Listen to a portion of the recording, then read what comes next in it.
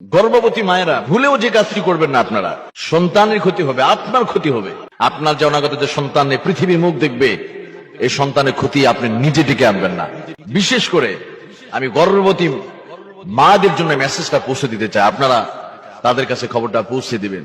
অনেক দায়িত্ব আছে, সন্তান গর্ভে আসার আগ থেকেই প্রস্তুতি থাকবে, কিন্তু এরপরও যারা অভিভাবক আছেন, যারা স্বামীরা আছে, যারা তাদের দায়িত্ব হলো স্ত্রীদেরকে এই সঠিকটা পৌঁছে। তবে এক নম্বর তারা বেশি করে সবসময় আল্লাহর কাছে প্রার্থনা করবো, আল্লাহ তুমি আমার এই সন্তানটাকে তুমি নেক সন্তান বানাও।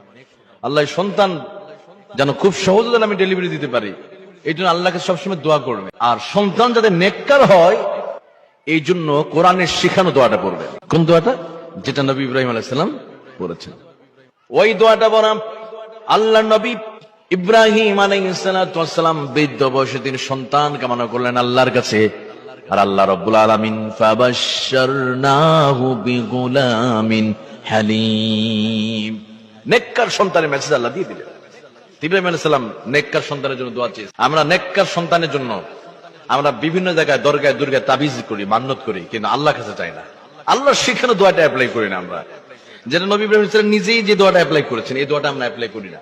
নবী ইব্রাহিম আলাইহিস সালাম তিনি যে দোয়াটা করেছিলেন, রব্বি হাবলি মিনাস সালিহিন, আল্লাহ তাআলা তুমি নেককার পরেজগার আল্লাহওয়ালা সন্তান তুমি আমার দিয়ে দাও, আমার কুলটা তুমি সুন্দর করে দাও। এই দোয়া চাইবেন, অর্থাৎ আল্লাহর কাছে চাওয়া, মানুষের কাছে নয়, কোনো দরগায় নয়, কোনো দুর্গায় নয়, কোনো তাবিজের মাধ্যমে নয়, সরাসরি আল্লাহর কাছে চাইবেন, আল্লাহ তুমি নেককার একটা সন্তান দিয়ে দাও। অনেকে আছে নেককার সন্তানের জন্য বিভিন্ন জায়গায় মান্নত করে, আমার সন্তান যদি ছেলে হয় মান্নত করলাম অমুক দরগায়, এগুলো হারাম। যদি মান্নত করেন আল্লাহর ঘরে করবেন, যে আল্লাহ আমার যদি একটা নেককার সন্তান হয়, একটা সন্তান জন্ম হয়, যদি স্বাভাবিকভাবে যদি খালাস করতে পারি, তাহলে আমি একটা মুরগি, একটা ছাগল আমি মসজিদের ছাদের জন্য আমি দান করবো, মসজিদে একটা ফ্যান কিনে দেবো, এটা হতো। কিন্তু অমুক জায়গায় অমুক মাজারে দেখবেন এরা তো নামাজ পড়ে না, কিন্তু লাল শালু কাপড় পোশাক পরে থাকে, চুলগুলো অনেক বড়, অর্থাৎ মুখতে চেহারাতে দুর্গন্ধ, মানে প্রাণীদের মতো তাদের আচরণ।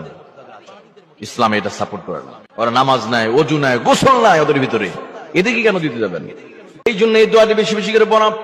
আর যেই কাজটি আমার মায়েরা যেই কাজটি করতে পারবে না, যখন পেটে সন্তান আসবে, মনে রাখবেন যখন থেকে পেটটা যখন বড় হতে শুরু করেছে, পেটে সন্তান চলে আসছে, এই পেটের আকার আকৃতি যেন দুনিয়ার কোন মানুষ যেন অন্য কেউ, স্বামী ছাড়া কেউ যেন বুঝতে না পারে, আপনার যারা রক্তের মানুষ তারা ছাড়া অন্য কেউ যেন না বোঝে। অর্থাৎ গর্ভের সন্তান নিয়ে 3 মাসের 4 মাসের বাচ্চা নিয়ে রাস্তায় খুব কম বের হবেন প্রয়োজন ছাড়া।